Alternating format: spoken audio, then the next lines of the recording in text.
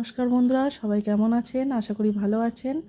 আবারও একটি নতুন ব্লগ নিয়ে আপনাদের সামনে চলে এসেছি। তো সকাল সকাল আমি আর মিষ্টি সাজুগুজু করে বেরিয়ে পড়েছি রিহানবাবুর অন্নপ্রাশনে। রিহানবাবু অন্নপ্রাশনে এসে রিহানবাবুকে একটু আদর করলাম। তারপর ওর অন্নপ্রাশনের রিচুয়ালস শুরু হয়ে গেছিলো। মামা মুখে ভাত দিচ্ছিল। আর রিহানবাবু তো প্রচণ্ড ঘুম পেয়েছে।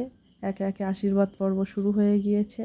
রিহানবাবুর গরমে প্রচণ্ড কষ্ট হচ্ছিল, তাই কেঁদে দিয়েছিল।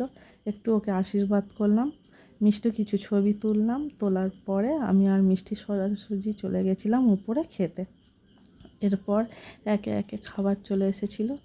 ভাত, ডাল, আলুর চিপস, বেগুন ভাজা, মোচার ঘন্ট, কাতলা মাছের দই কাতলা, চিকেন, আর সবচেয়ে লোভনীয় ছিল আনারসের চাটনি আর পাঁপড় ভাজা।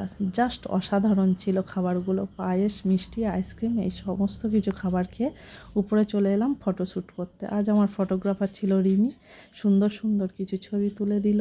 প্রচণ্ড মজা করলাম, আনন্দ করলাম। মিষ্টি তো কোনো ছবি তুলতেই চাইছিল না, রীতিমতো জোর করে ছবি তোলানো হলো। তারপর সারাদিনটা খুবই আনন্দ ও মজায় কেটেছে। সবাই ভালো থাকবেন, সুস্থ থাকবেন। কেমন হয়েছে অবশ্যই